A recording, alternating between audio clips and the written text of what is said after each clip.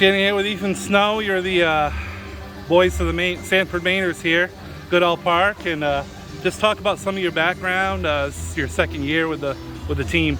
Yeah, so this is my second year here in Sanford. I come from Husson University, graduated from Husson University last spring of 22 with a Bachelor of Science in Sports Journalism, Mass Communications concentration in Sports Journalism, and I ended up here in Sanford after a pretty successful broadcasting career at Husson. Really enjoyed my time there, and it was actually Husson, a connection from Husson that brought me here. Coach Chris Morris, Husson's baseball coach, used to coach here for a couple of summers, and so I asked him if there'd be a chance for him to, if I get it in, or a recommendation from him, and he made one phone call, and that was that. So my first summer here was an absolute blast. I very much enjoyed it, and that's why I came back. And one, because being around the game of baseball for the summertime, I mean, what can get better than that? And second is just the people. The people around here are fantastic. The people that are part of the organization, they care about the fans, they care about the student athletes, and they care about the interns that come here to make themselves better, myself included, and for what they do for not only the community of Sanford as well. It's been phenomenal, and that's the reason why I came back, and I want to be a part of it again. So you're the PA announcer, and you're also the radio station producer as well, right? That is correct. My second year of both. Being a PA announcer here, my first sent in an application here, it was originally to be the director of broadcasting and media, but at the time the position had just been filled, so I just missed out.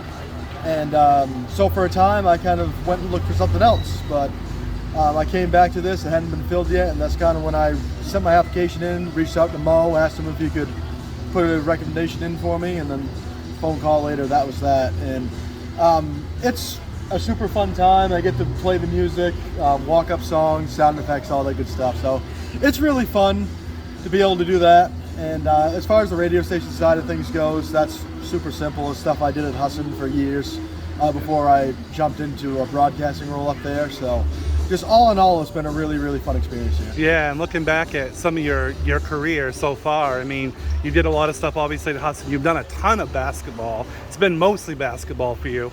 WHOU.live, you did a lot of Northern games. Now you're in charge of Southern games. Thank you for doing that. We don't see those teams until state championship time, so that's been super helpful as well. Yeah, it has, and that really all started about the time last summer's Mainers season ended, and so I wasn't, by the time the season came to an end, at the time I wasn't really sure where I was going to go from there. Like, this came and went, and I was like, well, I don't really know where to go from here. And obviously my full-time job kept me busy, but at about middle of August, Fred Grant, owner of WHOU, reached out to me and had asked if I was interested in helping out, starting to expand coverage down in the southern part of the state. And it was an instant yes for me.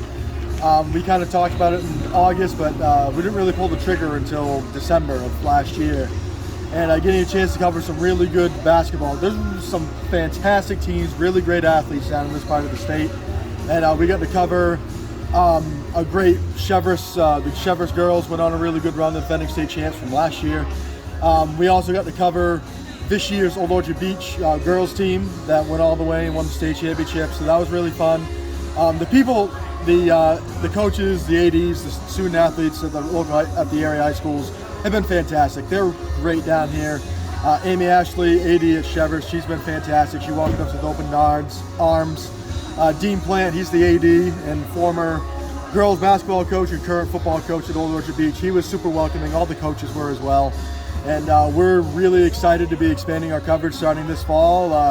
I've got a draft schedule out right now, and right now there's about 17 to 20 games on it between both Old Orchard Beach and Chevrolet. I got to go back and look, see if if we're capable of doing all that.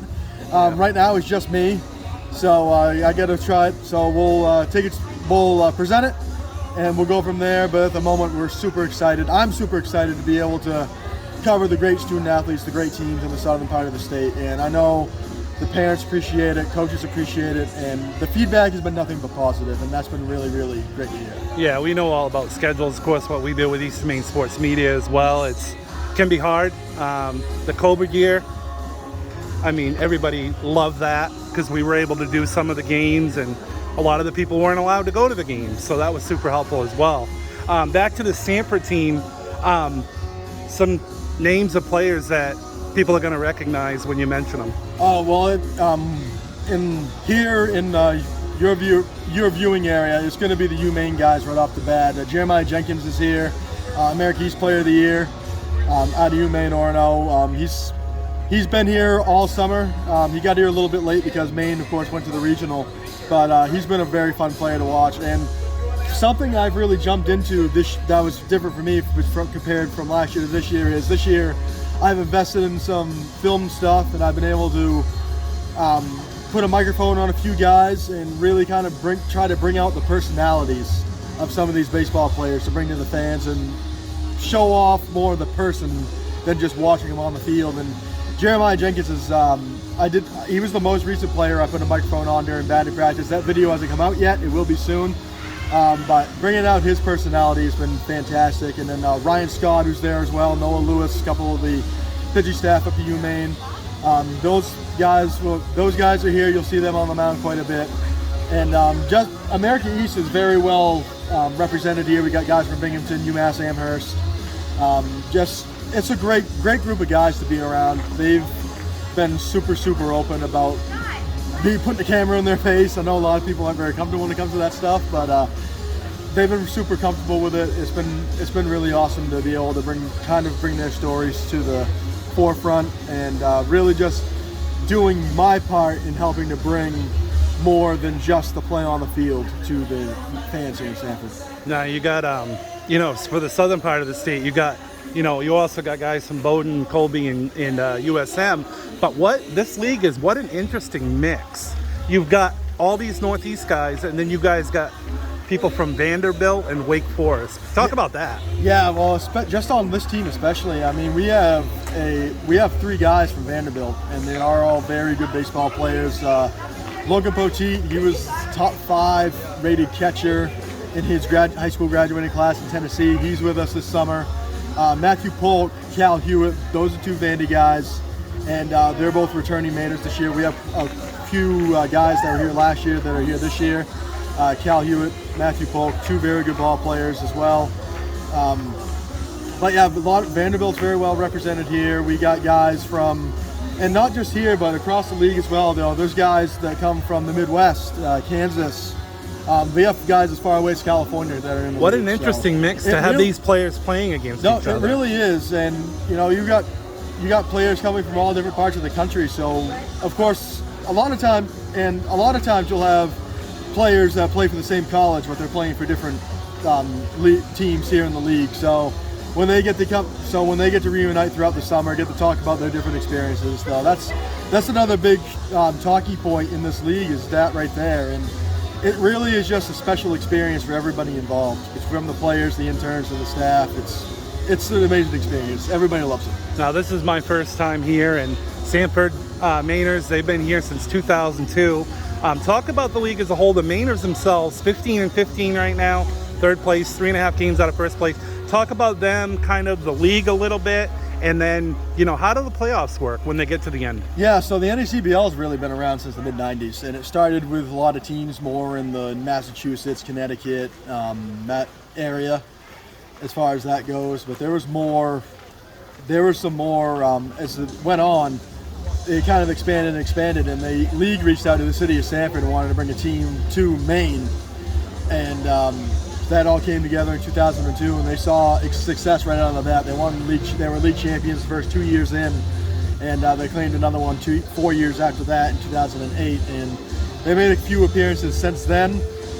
This season has been a real up and down season. They've been through some lows and they've been through some highs, and really that's been the story across the entire league. I mean, you look in the West Division, which has teams in Connecticut and Western Massachusetts, and it's really just been the same story. Teams, you never know who's going to come out. I noticed a lot of the divisions, a lot of the teams are right around 500. Yeah. The whole entire division. Yeah, and it's a cutthroat league. I mean, you never know who's going to come out and play on any given night, and everybody's out here to have a good time. And I think that's just one of the special things about it, is you never know who's going to come out and win. Like Sanford just defeated the best team in the league about 8 nights ago in Newport, and they were swept by Keene, who has the second worst record in the league right now. I was going to talk about Keene because that's the team Sanford's facing here tonight, and maybe a little payback because Keene swept them in a doubleheader on Tuesday. Yeah, they did, and it wasn't the best of games for the Mainers, but they're going to come out here tonight and play their best. And of course, being a division rival, the Mainers are winning 3.5 games with the division lead right now. So every game, and we have a heavy division schedule to close out the final 2 weeks of the regular season. So that's going to be very important. And going back to your question about how the playoffs work. So this year, last year was top 6. This year they moved it to top 8. The 3 division winners based on record will have the top 3 seeds.